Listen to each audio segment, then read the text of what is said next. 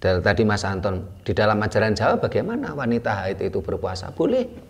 Wanita haid boleh bersembahyang? Boleh. Wanita haid berdoa? Boleh. Wanita haid pergi ke pesarian? Boleh. Wanita haid pergi ke punden atau petilasan lelut? Boleh.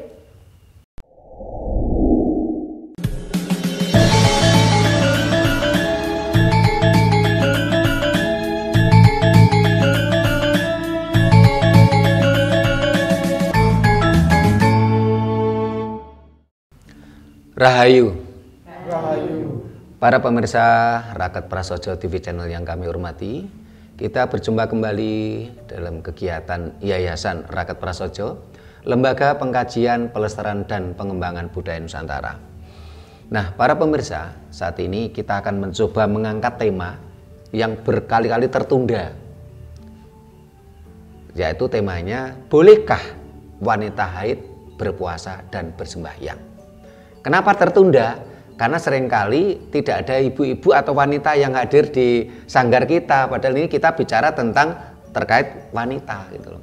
Nah, ini mumpung ada ibu-ibu, ini ada Bu Indah, garwane Pak Muji Suko, terus ada Mbak Laila, istrinya Mas Puji, kameramen. Nah, ini sementara di luar sana orang berpemahaman wanita haid itu jangankan puasa atau sembahyang, masuk tempat ibadah aja tidak boleh gitu. Nah, coba akan kita bahas ini mulai dari siapa dulu, mau nanya ibu-ibu dulu atau yang bapak-bapak dulu ini. Nah, coba ibu-ibu dulu, jadi Bu Indah sana coba. Sugeng Dalu dan Rahayu. Rahayu ya. Tentang perempuan haid, kenapa tidak boleh berdoa? Tidak boleh masuk tempat ibadah, tidak boleh berpuasa, tidak boleh ke makam. Kalau itu menurut saya sudah menjadi dogma di masyarakat, di mana sampai sekarang kebenaran yang sesungguhnya itu belum ada yang mencerahkan. Pengalaman yang luar biasa bagi saya ketika saya berumur berapa ya, 17, dan ibu melahirkan adik saya yang paling kecil. Ketika itu saya sedang menstruasi dan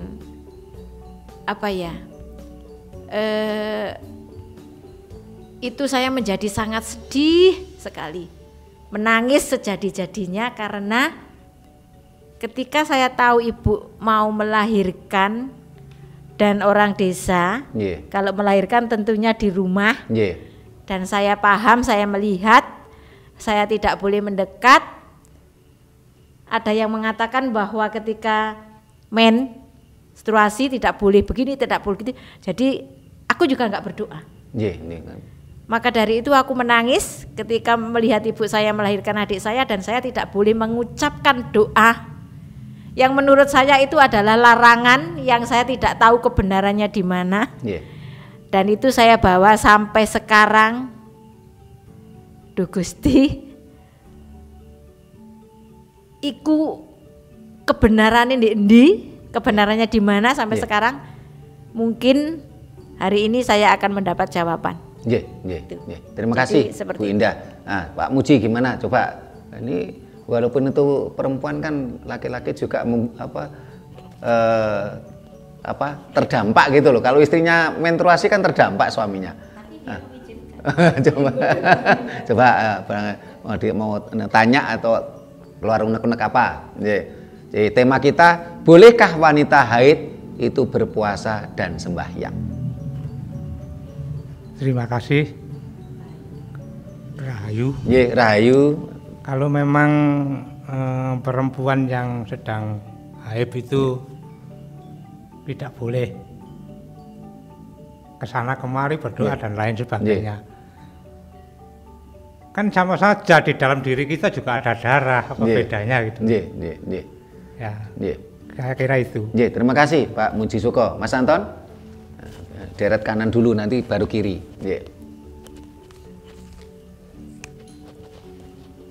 Ini yang mungkin dari ajaran Jawa, bagaimana menyikapi wanita yang lagi haid atau sembahyang, dibolehkan apa tidak di dalam ajaran Jawa? Itu aja. Terima kasih Mas Anton. Nah, baru yang sebelah kiri coba. Nah. Oh, dari Mbak Laila sana, ujung sana. Pak Nur dulu, silakan. Sugeng dalu. Rahayu. Mungkin yang mau saya tanyakan itu masalah wanita atau seorang ibu yang sedang haid nggak punya berdoa itu, yang melarang itu dulunya siapa? Saya ingin penjelasan. Dan yang tidak melarang itu siapa? Terima kasih Pak Nur. Nah, coba Mbak Laila sana, coba ujung sana. Ya, Mas Hadi. Terima kasih. Nah, ini para pemirsa yang saya hormati, bahasan ini kita batasi, kita tidak bicara tentang area agama. Sehingga kita bicara dari ajaran Jawa atau budaya Jawa. Karena yang beredar luas di masyarakat bahwasanya wanita haid itu tidak boleh masuk tempat ibadah, tidak boleh bersembahyang, tidak boleh berdoa, tidak boleh ke makam tadi yang disampaikan oleh Mbak Indah. Ini memang ranah agama tertentu. Nah, kita akan mencoba membahas dari ajaran Jawa yang ditanyakan Mas Anton tadi. Sehingga kalau orang bertanya, bolehkah wanita haid itu ke makam? Saya nggak akan menjawab, karena itu bukan ranah saya. Tapi kalau yang bertanya, bolehkah wanita haid itu ke pesarian? Saya jawab boleh. Karena kalau bicara makam, kuburan ini ranah agama. Karena makam dan kuburan itu dari bahasa Arab. Dan itu dari ajaran Arab. Saya nggak berani menjawab, itu bukan ranah saya. Tapi kalau pertanyaannya, bolehkah wanita haid itu ke pesarian? Saya jawab boleh. Mamanya tadi Mbak Indah tadi kan, bolehkah wanita haid tidak boleh ke makam kan gitu. Saya nggak berani membahas itu bukan ranah saya. Tapi kalau bagaimana kalau wanita haid itu ke pesarian? Saya jawab boleh. Kalau orang bertanya, bolehkah wanita haid itu ke masjid atau musola? Nah, saya nggak berani jawab. Itu bukan ranah saya. Tapi kalau pertanyaannya, bolehkah wanita haid itu sembahyang, puasa? Saya jawab boleh. Bolehkah wanita haid itu berdoa? Jawabnya boleh. Jadi para pemirsa bisa membedakan ya. Kalau pertanyaannya, bolehkah wanita haid itu ke makam atau kuburan? Saya nggak berani jawab. Itu bukan ranah saya. Tapi kalau pertanyaannya, bolehkah wanita haid itu ke pesarian? Saya jawab, boleh. Kalau pertanyaannya, bolehkah wanita haid itu sholat? Atau bolehkah wanita haid itu ke musola atau ke masjid? Saya nggak berani jawab, karena itu bukan ranah saya.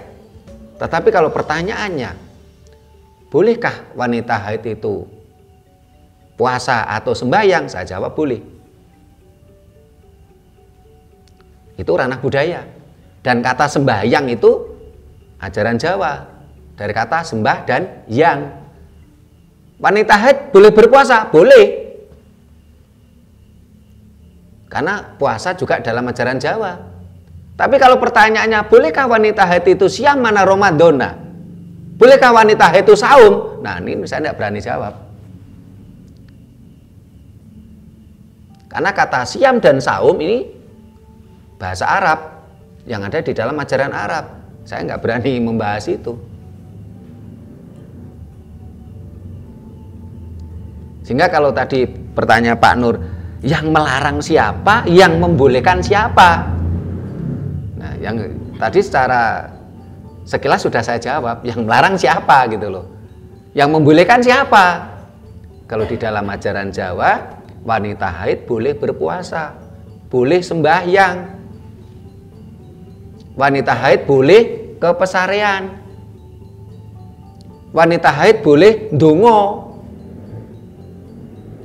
Jadi wanita haid boleh berdoa di dalam ajaran Jawa. Tapi kalau wanita haid bolehkah berzikir? Nah, itu bukan urusan saya. Itu beda urusan, beda ranah gitu loh. Saya tidak akan mencampuri ranah ajaran lain.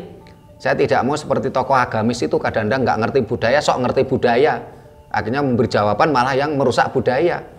Tapi ketika kita mencoba masuk ke ranah mereka ngamuk-ngamuk gitu loh. Padahal dia begitu enaknya kadang-kadang masuk ranah orang lain.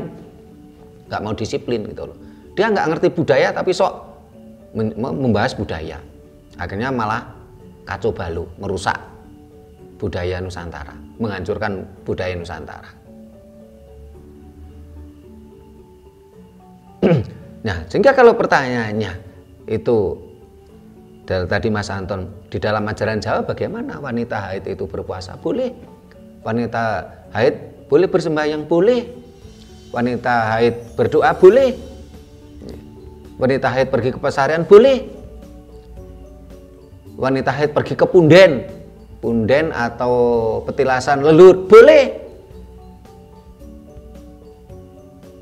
Di dalam ajaran Jawa boleh. Kenapa kok boleh? Coba saya tanya, ini ada ibu-ibu ini. Ketika coba ini saya mau tanya ke Bu Indah. Tentunya karena ketika bicara ajaran Jawa ini dasarnya kan haik logis.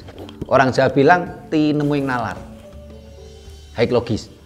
Ajaran Jawa berdasarkan kasunyatan atau realistis. Hukum ajaran Jawa berdasarkan hukum alam atau serat teles. Nah, saya ingin tanya ke Bu Indah. Bu Indah, kalau haid itu keinginan sendiri atau keinginan alami? Tentu alami. Alami. Tidak ada ceritanya, oh saya ingin haid, coba sekarang ingin haid, besok haid, tidak bisa kok. Yeah. Apalagi sudah menopause gitu loh. Coba waktu ingat tadi umur 17 tadi, Bu Indah ketika haid itu keinginan siapa? Kehendak siapa? Kehendak alam. Kehendak alam. Ya, semesta. Kehendak semesta. Nah, kalau itu kehendak semesta, kehendak alam, kenapa harus dilarang? Siapa yang membuat wanita itu haid? Apakah manusia-manusia yang sok paham agama ini kok beraninya dia menentang keinginan alam, menentang keinginan semesta? Karena yang membuat haid itu kan semesta, yang membuat haid itu alam, siklus alam. Dan ketika wanita haid itu ada nilai-nilai tersendiri di situ. Untuk apa? Untuk kesuburan rahim. Supaya apa? Supaya wanita itu menjadi perempuan. Perempuan ya. Perempuan itu dari kata perempuan. Jadi dalam siklus budaya Jawa, pertama itu kan wadon, ya, karena dia punya pawadonan. Setelah itu beranjak remaja, dia menjadi estri. Wadon untuk menjadi estri itu kehendak siapa? Kehendak semesta, bukan kehendak dirinya sendiri. Apa yang dimaksud estri? Estri itu dari kata es dan tri. Dia mengeluarkan 3 hal. Kalau wadon tidak bisa mengeluarkan 3 hal, ini nggak bisa disebut estri. Apa itu 3 hal? Kencing, darah. Wong lanang gak iso ngetokne darah, Pak Muji. Ya, darah. Yang ketiga adalah sel telur atau nanti anak. Kalau estri ini masih bicara sel telur. Jadi estri.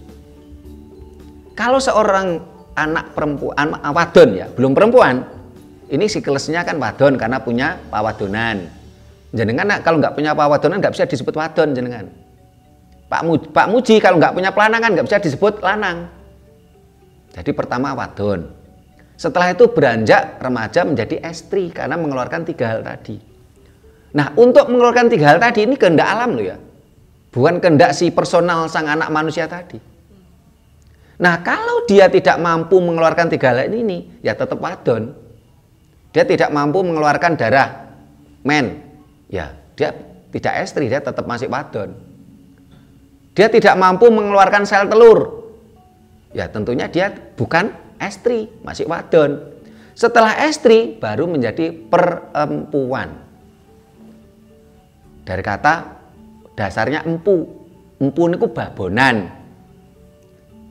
Nah, kalau si estri tadi memiliki anak baru perempuan. Jadi kalau Bu Indah, Mbak Laila ini tidak punya anak, nggak bisa disebut perempuan. Barangkali masih disebut estri. Karena empu itu babon, artinya empu itu. Mamanya nun sewu kalau perempuan kan ini masak gitu, maknanya empu kunir atau empu bawang putih, maksudnya empu itu babonan. Loh nek gak iso ndek anak nggak bisa disebut perempuan. Lah, sementara kehendak sementara mengeluarkan 3 hal estri tadi ini bukan kehendak personal, tapi adalah siklus alami yang dibuat oleh semesta. Loh, kalau ada orang yang melarang itu loh, emang dia hebat. Dia melebihi kuasa Tuhan, kok dia melarang? Itulah di dalam ajaran Jawa, walaupun wanita itu sedang haid boleh berpuasa. Tetapi kalau bolehkah wanita haid itu siam atau saum? Nah, saya itu nggak mau jawab itu. Tapi kalau wanita haid bolehkah puasa? Boleh. Wanita haid bolehkah sholat? Nggak, saya nggak mau jawab. Tapi bolehkah wanita haid sembahyang? Boleh. Bolehkah wanita haid itu pergi ke punden, pergi ke petilasan leluhur? Boleh. Tapi kalau wanita haid bolehkah ke musola atau ke masjid? Nah, itu bukan ranah saya untuk jawab. Tetapi tentunya ketika seorang estri yang mengeluarkan darah menstruasi tadi, ketika pergi dia ke tempat ritual atau tempat punden, ya dia harus tahu diri. Dalam artian apa? Dia berdandan supaya darahnya tadi tidak kececeran, tidak menjadikan risih atau jijik pihak pengunjung lain. Nah, pada waktu dulu, ini kan belum ada pembalut. Nah, kadang-kadang itu kan cuman mohon maaf disumpel dengan kain, terus darahnya kececeran. Nah, tentu aja nggak boleh, itu kan membuat risih pengunjung lain. Terus juga nggak pantas gitu loh. Masuk ke tempat umum sampai ada darahnya geleweran gitu kan juga nggak pantas. Nah, sepanjang si perempuan tadi mampu mengkondisikan darah menstruasinya tidak kececeran, tidak geleweran, tidak membuat orang lain risih, ya tidak masalah. Apalagi sekarang ada pembalut wanita yang walaupun sedang menstruasi kan tetap tampil rapi, cantik, ya tidak masalah. Kalau mau pergi ke punden atau tempat sembahyang, ya tidak masalah. Boleh-boleh saja. Karena menstruasi itu adalah kehendak alam, kehendak semesta. Kenapa kita harus melarangnya? Emang kita siapa? Kok kita melarangnya? Kok kita melawan kehendak alam? Coba kita bayangkan kalau orang menstruasi dilarang. Coba kalau wanita-wanita di dunia ini nggak ada yang menstruasi, nggak ada keturunan loh. Boro-boro jadi perempuan, jadi istri aja nggak bisa. Masih jadi wadon terus. Siapa yang akan meneruskan keturunan kita? Siapa yang meneruskan generasi berikutnya?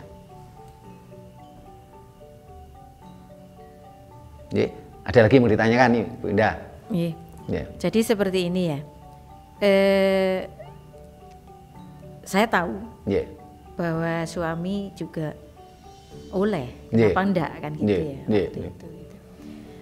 Jadi tetapi karena tadi saya bilang bahwa dogma itu mengiang di telinga saya dari kecil, ya Maka secara pribadi ketika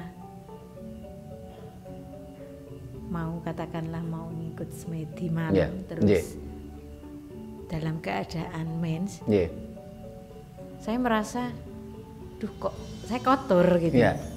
Itu jadi saya tahu bahwa itu tidak dilarang, tetapi saya membatasi diri saya untuk tidak ikut berdoa. Jadi itu.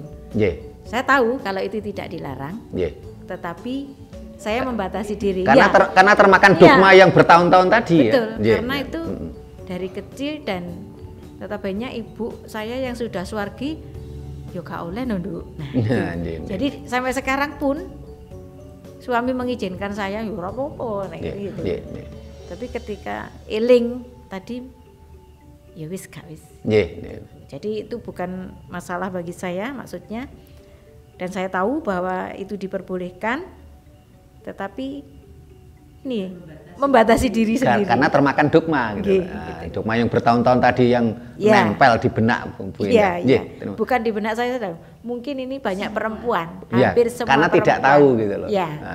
Nah, mungkin dengan ini tadi acara malam ini para perempuan Jawa khususnya,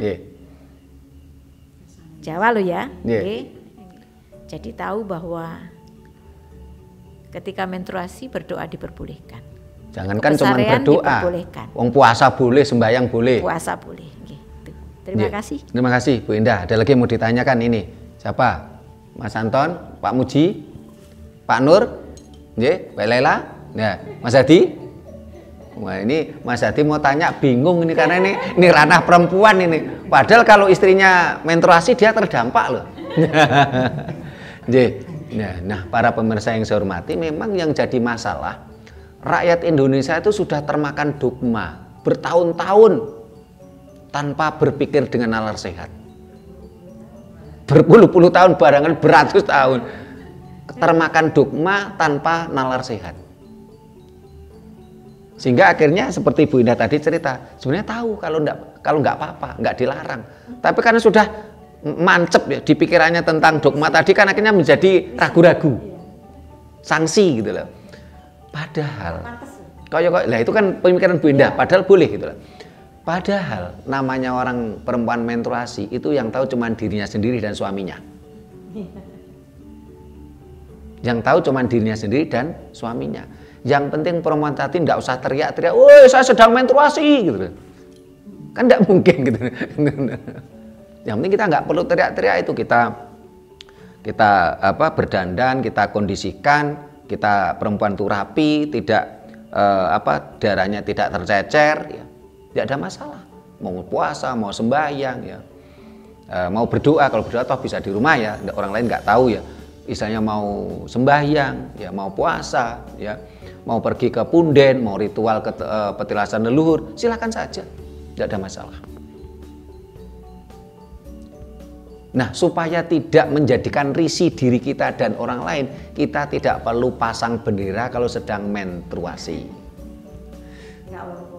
Tidak perlu ngomong-ngomong ke orang lain gitu loh.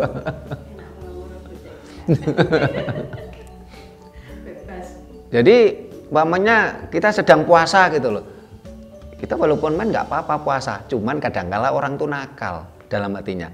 Supaya dia nggak puasa, kadang-kadang untuk alasan.